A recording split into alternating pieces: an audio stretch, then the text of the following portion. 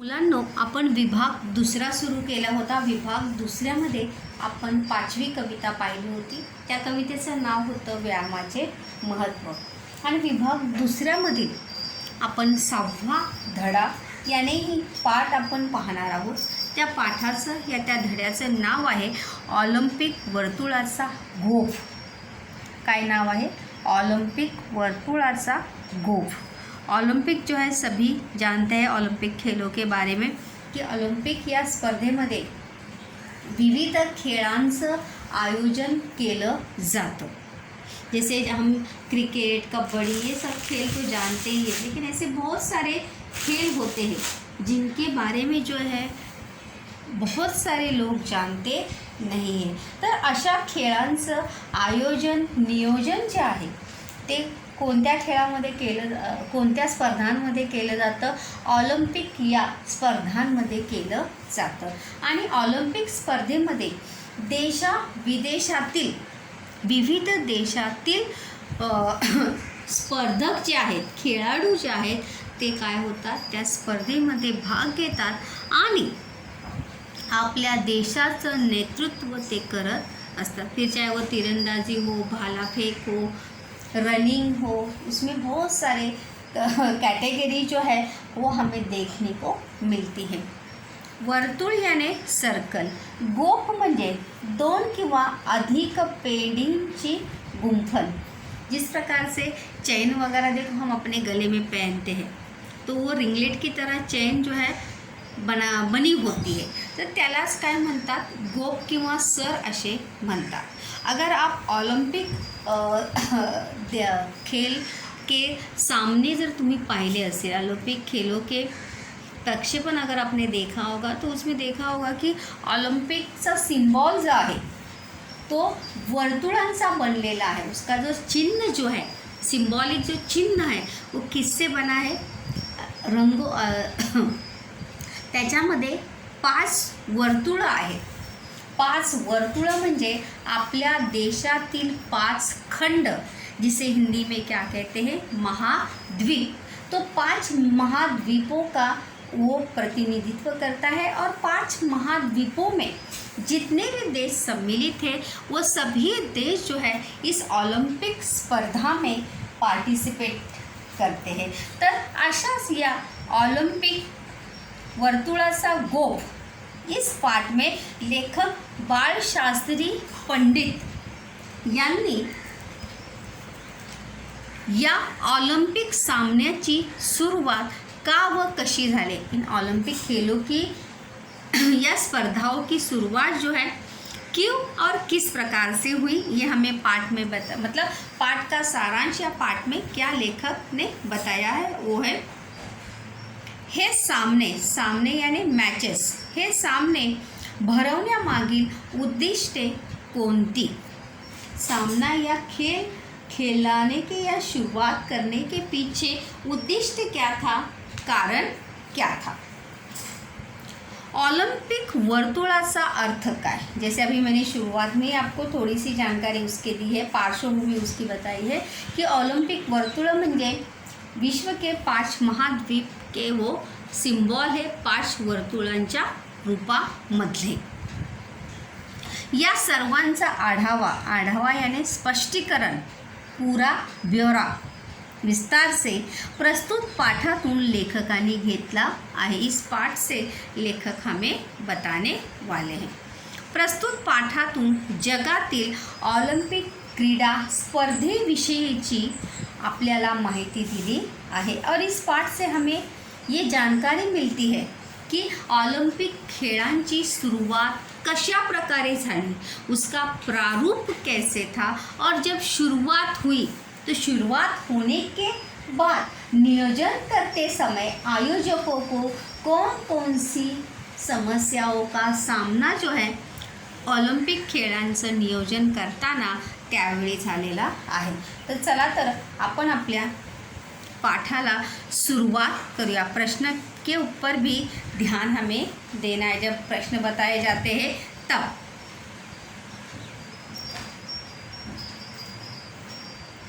मनुष्याच्या सर्वांगीण व्यक्तिमत्व विकासात क्रीडेचे अनन्य साधारण महत्त्व आहे. अनन्य साधारण मतलब खूप महत्त्व खेळाला माणसाच्या व्यक्तिमत्व विकासात आहे. मनुष्य का शारीरिक और बौद्धिक विकास अच्छी तरह से हो इसके लिए किंवा त्यासाठी माणसाला खेळ खेळणे किंवा विविध प्रकारचे खेळ खेळणे आवश्यक असते. त्यातून माणसाचा शारीरिक आणि मानसिक विकास होत असते. इसीलिए तो यहाँ पर क्या है, व्यक्तिमत्व विकास में शारीरिक और मानसिक और बौद्धिक ये तीनों विकास व्यक्तिमत्व विकास में आते हैं. सर्व स्तरांवर खेळले जाणारे क्रीडा सामने जो आहे हे काय आहे, अनेक वचन. इसका एक वचन क्या होगा, सामना. आणि क्रीडाचा समानार्थी शब्द काय होणार आहे, खेळ. काय होणार आहे, खेळ. क्रीडा रसिकांचेच नव्हे, रसिक याने आवडते, चाहते. लक्षात ठेवा समानार्थी शब्द. रसिक म्हणजे चाहते, आवड करणारे, पसंत करणे वाले नव्हे तर जगातील क्रीडाप्रेमींचे लक्ष वेधून घेणारे ठरतात. और क्रीडा जैसे देखो, जब भी कभी क्रिकेट मैच लगता है तो जो लोग क्रिकेट के शौकीन हैं, जो लोग क्रिकेट के रसिक हैं, चाहने वाले हैं, वो सब कुछ छोड़ छाड़ कर टीवी के सामने बैठकर या उनके सामने जो भी साधन उपलब्ध हो वहाँ पर क्रिकेटचे सामने काय करत असतात, ते पाहत असतात आणि वो खेल देखने का आनंद जो है वहाँ पर वो लेते. इसलिए तो देखो कहा है की जगभरातील क्रीडाप्रेमींचे लक्ष वेधून घेणारे ठरतात, लोगों को अपनी ओर आकर्षित करते हैं. चला तर बघा, संपूर्ण जगभरातील क्रीडा सामन्यात ऑलिम्पिक क्रीडा सामन्यांना एक मानाचे स्थान आहे. इसीलिए विश्व के सभी देशों की नज़र जो है कहाँ पर होती है, ओलंपिक की प्रतियोगिताओं की तरफ होती है कि हमारे देश को उसमें देखो सुवर्ण, कांस्य, गोल्ड, इस प्रकार सिल्वर, कांस्य और गोल्ड, इस 3 प्रकार के पदक जो है वहाँ पर अलग अलग कंपटीशन में विजेताओं को दिए जाते हैं. तो वहाँ पर बड़ी होड़ लगी होती है, स्पर्धा लगी होती है देशों में की कोणत्या देशाला ऑलिम्पिक स्पर्धेमध्ये विविध प्रकारचे मेडल्स मिळाले आहेत. इसीलिए देखो यहाँ पर काय है की ऑलिम्पिक क्रीडा सामन्यांना एक मानाचे म्हणजे महत्त्वाचे स्थान आहे. ऑलिम्पिक 2020च्या विजयाचे उद्दिष्ट डोळ्यासमोर ठेवून आपल्याला आवडणाऱ्या खेळावर लक्ष केंद्रित करून त्यात पारंगत होऊन आपल्या देशाला ऑलिम्पिक विजयाचे मानकरी यानी सम्मान. हमारे ऐसे बहुत सारे, जैसे कल्लम मल्लेश्वरी का आपने नाम सुना होगा. कल्लम मल्लेश्वरी को किसमें ब्रांज पदक मिला था, क्या किसमें उस ओलंपिक में उसे सम्मान प्राप्त हुआ था, किस खेल में, वेट लिफ्टिंग में. ऐसे बहुत सारे कंपटीशन होते हैं जिसमें सम्मान पाने के लिए स्पर्धक जो है बहुत दिनों से क्या करते हैं, प्रयास करते हैं. और ये करने से उनका तो नाम होता ही है, लेकिन साथ ही साथ देश का भी नाम उसमें होता है. देशाला सुद्धा मानाचं स्थान प्राप्त होतं. मग उसी का अर्थ है कि जिस देश को जितने वहाँ पे मेडल मिलते हैं, फिर चाहे वो गोल्ड हो, सिल्वर हो, ब्रांज हो, जैसे का तो उतना ही उस देश का सम्मान जो है वो क्या होता है, बढ़ता रहता है. त्यात पारंगत होणे हा वाक्यप्रचार आहे. पारंगत असणे म्हणजे कुशल असणे. आपल्या देशाला ऑलिम्पिक विजयाचे मानकरी होण्यासाठी अधिकाधिक प्रयत्नशील राहूया. और इसीलिए 2020 में देखो इसी साल ओलंपिक कंपटीशन जो है वो होने वाला था, लेकिन जैसे हम देखते हैं कि विश्व में जो अभी वर्तमान परिस्थिति है उससे चलते जो है ओलंपिक स्पर्धा जो है एट द प्रेजेंट टाइम में तो वो शुरू हो पाई नहीं है।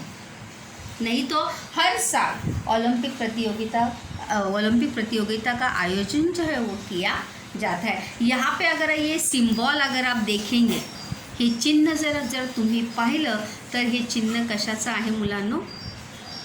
हे चिन्ह जे आहे ते आपल्या विश्वातील 5 महाद्वीप म्हणजे 5 खंड आहेत। आपल्या विश्वातील 5 खंड आहेत ते, आणि त्या 5 खंडांचं निशाण म्हणजे ते 5 वर्तुळं आपल्याला पाहायला मिळतात। आशिया, आफ्रिका, युरोप, अमेरिका अशा प्रकारे जे आपल्या विश्वातील 5 खंड आहेत त्या 5 खंडांची ती काय आहे? चिन्ह आहे। ओलंपिक गावाकडे अभी लेखक वहाँ पे शुरुआत से यहाँ पर बता रहे हैं कि ओलंपिक खेळाची सुरुवात जी आहे ती कधी झाली, तो इसलिए ध्यान दीजिए। ओलंपिक खेळाची सुरुवात जी आहे ती कधी झाली?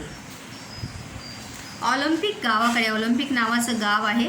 ऑलिम्पिक गावाकडे आमची मोटार, आमची हे काय आहे? सर्वनाम आहे। मोटार हे काय आहे? नाव आहे। भरधाव, भरधाव म्हणजे तेजीने, वेगात, तेजी से, वेगाने जात होती। गर्दी प्रचंड, गर्दीचा समानार्थी शब्द काय आहे? जमाव, समूह। आणि प्रचंडचा समानार्थी शब्द काय आहे? खूप। आणि प्रचंडचा विरुद्धार्थी शब्द काय आहे? कमी। असली तरी रहदारीला, रहदारीचा समानार्थी शब्द आहे वाहतूक। काय आहे रहदारीचा समानार्थी शब्द? वाहतूक। अड़चन मुळीच नव्हती। अड़चन यानी कोई भी प्रॉब्लम या कोई भी समस्या वहाँ पे ट्रैफिक की नहीं थी। येण्या जाण्यासाठी वेगवेगळे रस्ते होते, म्हणजे येण्यासाठी वेगळा रस्ता होता आणि जाण्यासाठी वेगळा रस्ता होता। खेळांचे मैदान जवळ येऊ लागले तसे आमचे डोळे समोरील क्षितिजाकडे लागले। समोरील क्षितिजाकडे मतलब जैसे देखो हम वहाँ पर कहीं भी सामने देखते तो हमें ऐसा लगता है कि आसमान जो है उस पहाड़ पर क्या हो गया है? टिक गया है। त्यालाच आपण काय म्हणतो? क्षितिज। तो इसीलिए लेखक जब ओलंपिक गांव में गए थे तो उनका पूरा ध्यान कहाँ पर था? त्या ओलंपिक खेळाच्या स्पर्धेत पर था और जहाँ पे कंपटीशन हो रही थी उस मैदान पर था। खेळांचे मैदान। खेल का एक वचन भी खेल ही होगा और खेल का अनेक वचन भी खेल ही होगा। रस्ता आणि रस्ते, लक्षात ठेवा, रस्ता आणि रस्ते। तसे आमचे डोळे, डोळे ये काय आहे? अनेक वचन है। देखो कभी कभी वचन पहचानने के लिए भी आता है और वचन बदली करने के लिए भी आता है। समोरील क्षितिजाकडे लागले, खूपच उंच अशा स्तंभावर। स्तंभ म्हणजे काय? स्तंभ म्हणजे खांब, पोल। अर्थ लिहून लक्षात ठेवा। स्तंभचा अर्थ काय आहे? खांब, पोल। एक भला मोठा ध्वज, ध्वजचा समानार्थी शब्द आहे झेंडा किंवा निशान। फडफडत असलेला, फडफडणे म्हणजे लहराते हुए, फडफडत असलेला आम्हाला दिसला। ऑलिम्पिक सामन्यांचे हे स्वतंत्र निशाण होते। स्वतंत्र म्हणजे स्वतःचे, निशाण म्हणजे चिन्ह। निशाणचा समानार्थी शब्द काय आहे? चिन्ह। ध्वजावरील पांढऱ्या शुभ्र पार्श्वभूमीवर, देखो यहाँ इथे रंग दिसत आहे, निळा, पिवळा, लक्षात ठेवा, निळा, पिवळा, काळा, हिरवा आणि दुसरा कोणता रंग आहे? लाल, त्याला तांबडासुद्धा म्हणतात, लक्षात ठेवा। पांढऱ्या शुभ्र पार्श्वभूमीवर लाल, पिवळ्या, निळ्या, हिरव्या व काळ्या रंगाची वर्तुळे एकमेकात गुंफलेली होती। अगर आप ये सर्कल देखेंगे तो एक दूसरे के अंदर क्या हुए हैं? घिसे हुए हैं, जुड़े हुए हैं। इसीलिए तो पाठ का नाम काय आहे, ऑलिम्पिक वर्तुळाचा गोप. ऑलिम्पिक वर्तुळांचा गोप असं आपल्या धड्याचं नाव आहे. मतलब भले ये 5 महाद्वीप है, 5 महाद्वीपों में सभी देशों का समावेश होता है, लेकिन फिर भी ये सभी देश, सभी महाद्वीप जो है क्या है, आपस में एक दूसरे से जुड़े हुए हैं. जणू देखो वहाँ पे आगे दिया भी है,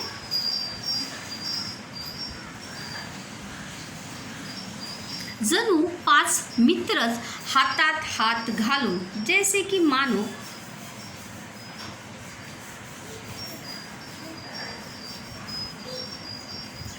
जणू 5 मित्रच हातात हात घालून. हातात हात घालून म्हणजे हातात हात घालणे म्हणजे एकमेकांचा हात पकडून चालणे, मदत करते हुए सहकार्य. हातात हात घालणे म्हणजे सहकार्य देणे, हा वाक्यप्रचार आहे. आपल्या मैत्रीची साक्ष, साक्ष म्हणजे पुरावा, प्रूफ, जिसे हम कहते हैं ना प्रूफ. मैत्रीची साक्ष जगाला देत होते ही 5 वर्तुळे म्हणजे जगातील 5 खंड होय. जैसे मैंने अभी बताया, खंड म्हणजे काय, हिंदी में जिसे कहते हैं महाद्वीप. तर असं वाटतं की हे जगातील 5 खंड म्हणजे जगातील हे 5 महाद्वीप ही काय आहे, 5 वर्तुळे आहेत. प्रश्न म्हणजे सुद्धा आहे, 5 वर्तुळे म्हणजे कोण. 5 वर्तुळे म्हणजे जगातील 5 महाद्वीप. आफ्रिका, अमेरिका, आशिया, ऑस्ट्रेलिया अशी ही जगातील काय आहेत, 5 महाद्वीप आहेत.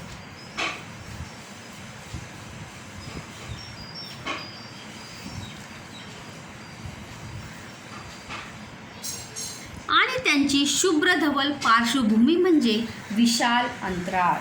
लक्षात ठेवा, दुसरा पण आहे, ऑलिम्पिक ध्वजाचा पांढरा शुभ्र रंग म्हणजे काय.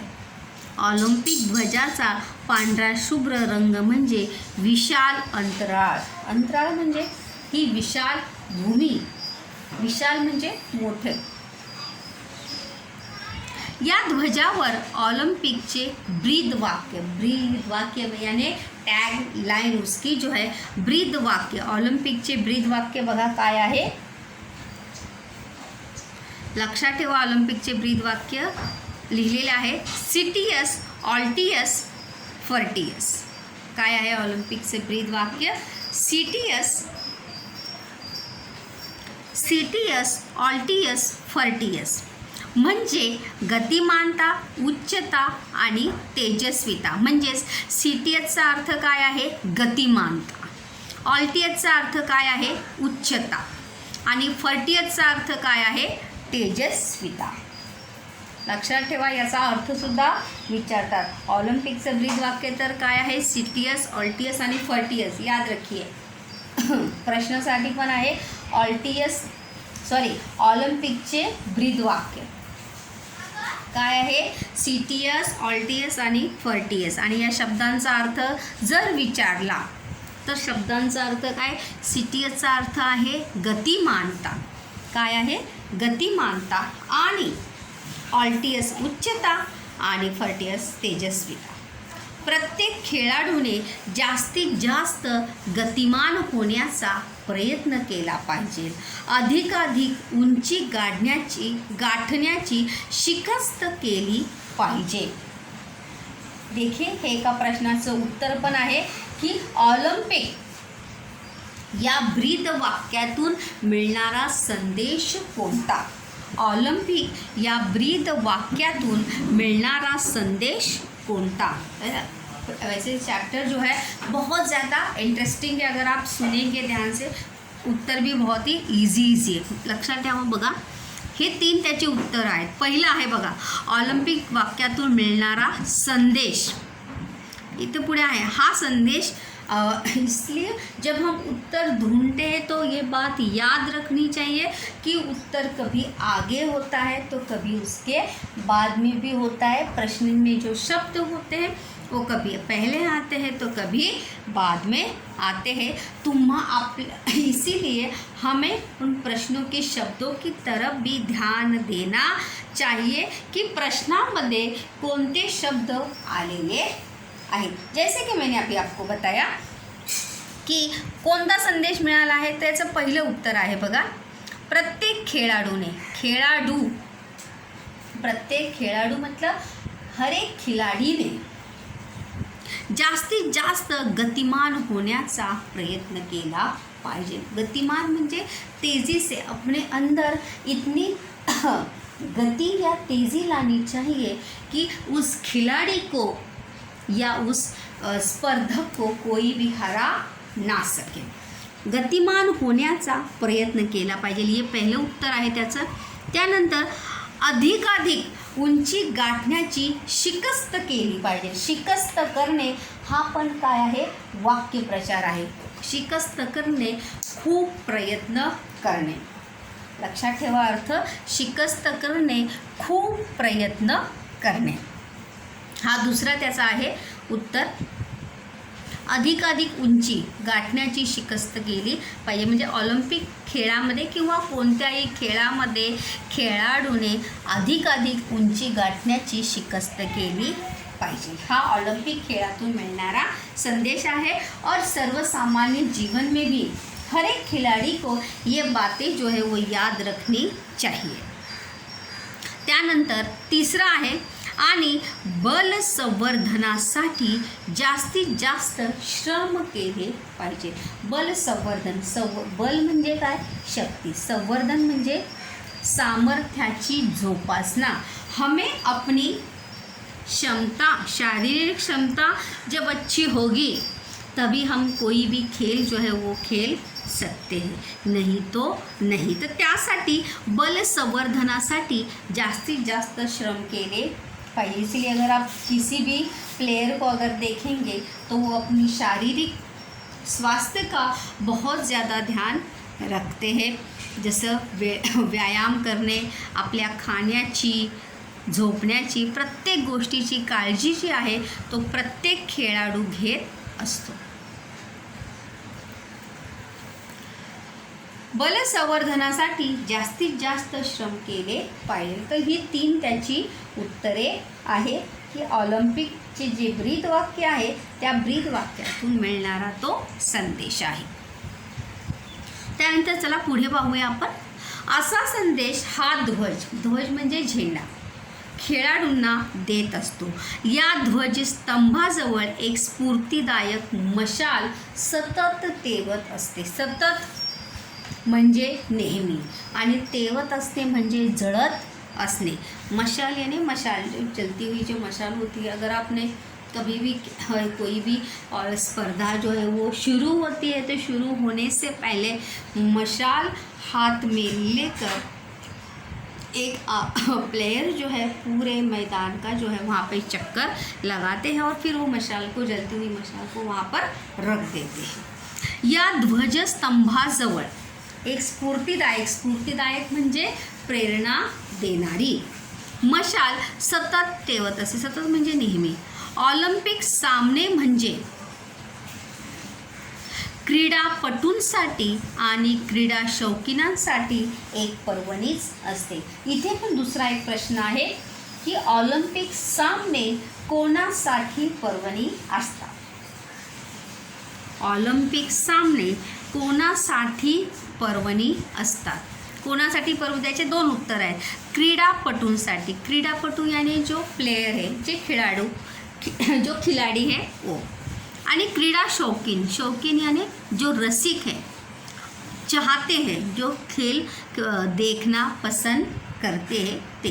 पर्वणी असणे हा पण काय आहे, एक वाक्य प्रचार आहे। पर्वणी असणे म्हणजे खूब आनंददायी घटना असणे, मतलब उस घटना से और कोई खुशी की बात जो है वो हो सकती नहीं। पृथ्वीच्या पाठीवरील सर्व राष्ट्रातील सुमारे 5 ते 6 हजार खेळाडू, लक्षात ठेवा प्रश्न पण आहे की ऑलिम्पिक खेळामध्ये किती खेळाडू सहभागी होतात. तर किती खेळाडू? लक्षात ठेवा, पृथ्वीच्या पाठीवरील मतलब इस धरती पर जितने देश है उस देश में से हर एक देश में से सभी कम से कम 5 ते 6,000 5 से 6,000 खिलाडी जो है त्या सामन्यामध्ये सामना एक वचन आहे आणि अनेक वचन त्याचे सामने आहे. एक खिलाड़ू का एक वचन भी खिलाड़ू होगा और अनेक वचन भी खिलाड़ू होगा. तर किती खेळाडू भाग घेतात? 5 ते 6,000. स्त्री खेळाडूंची संख्या 2,000च्या आसपास असते. उसमें से 5-6 हजारामधून यहाँ पे दोनों पूछा, देखिए याद रखिए की स्त्री खेळाडूंची संख्या किती असते? त्याच्यामध्ये 2,000च्या आसपास स्त्री खेळाडूंची संख्या तिथे आपल्याला पाहायला मिळते. प्रेक्षकांची संख्या किती आहे? त्याच्यामध्ये पुरुषांची संख्या किती आणि स्त्रियांची संख्या किती? पुरुष किती झाले? 3 ते 4,000. जर 6,000 है तो 6 में से अगर 4 माइनस करेंगे, 6 में से 2 माइनस करेंगे तो कितने रहेंगे? 4. आणि त्याच्यात 2,000 म्हणजे स्त्रिया. प्रेक्षागार यानी प्रेक्षागृह, जहाँ पर देखने के लिए बैठेंगे. सुमारे 70 ते 80 हजार प्रेक्षक बसण्याची सोय असते. लक्षात ठेवा, आसनांची सोय बसण्यासाठी मतलब सिर्फ बैठकर कितने लोग देख सकते हैं? लक्षात ठेवा, 70 ते 80 हजार मतलब 70 to 80,000 प्रेक्षक जो है वहाँ पर बैठकर खेल जो है वहाँ पर देख सकते हैं. याशिवाय सुमारे 25,000 लोकांना हे सामने उभे राहून पाहता येतात. और साथ ही साथ कम से कम, सुमारे यानी कम से कम, मिनिमम 25,000 लोग जो है वहाँ पर क्या होके देख सकते हैं? खड़े होके खेल पाहू शकता. इतना बड़ा वो क्या रहता है? स्टेडियम. वहाँ पर खेल का मैदान जो है इतना बड़ा रहता है. पोहण्याच्या शर्यतीसाठी 4-5 तलावही बांधलेले असतात. और वहाँ पर जैसे मैंने कहा कि हर स्पर्धा वहाँ पर होती है. चेस, रेसिंग, स्विमिंग, उसके बाद निशानेबाजी, हर एक कंपटीशन जो है वहाँ पर होता है. तो इसीलिए पोहण्याच्या शर्यती, जब स्विमिंग की कंपटीशन होगी तो वहाँ पर इसीलिए त्या शर्यतीसाठी 4-5 तलावही बांधलेले असतात. वहाँ पर उसका भी नियोजन जो है वहाँ पर वो किया रहता है. तर अशा प्रकारे आपण या पाठा म्हणजे जिथपर्यंत आपण पाहिलं त्यामध्ये ऑलिम्पिक खेळाचे कशा प्रकारे, यहाँ पर एक स्वमत का प्रश्नसुद्धा आपण इथे पाहू शकतो की ऑलिम्पिक खेळांचा तुमच्या मते असलेला फायदा सांगा. की ऑलिम्पिक खेळांचा काय फायदा आपल्याला होतो? तर अशा प्रकारे ऑलिम्पिक खेळांचा काय फायदा होतो की माणसाच्या मनात श्रेष्ठत्वाची भावना, एकजुटीची भावना, क्योंकि वहाँ पर ओलंपिक खेल में सभी द्वीपों के सर्व खंडातील देश एकत्रित येऊन खेळत असतात. और सिर्फ वहाँ पे सभी में किसकी भावना होती है? जीतने की भावना सबके अंदर होती है. आणि तीच भावना अगर हर मनुष्य के अंदर होती तो विश्व में, जो हम चाहते कि विश्व में बंधुभाव निर्माण हो, विश्व में बंधुता निर्माण हो, तो उस वजह से ऑलिम्पिक खेळाचा हा सुद्धा फायदा आहे की बंधुता किंवा बंधुभाव निर्माण होण्यासाठी ऑलिम्पिक खेळांचा हा फार मोठा फायदा जो आहे तो आपल्याला होत असतो. इसमें से और एक स्वमत का भी प्रश्न आप देख सकते हैं कि तुम खेळांचे फायदे कोणते किंवा खेळ न खेळणारे होणारे तोटे कोणते. अशा प्रकारे विविध स्वमताचे प्रश्न जे आहेत ते याच्यावर बनू शकतात. आणि ऑलिम्पिक खेळामध्ये सन्मान मिळवल्यामुळे स्वतःच्या बरोबरच देशाचंही नाव जे आहे ते झालेलं आपल्याला पाहायला मिळतं.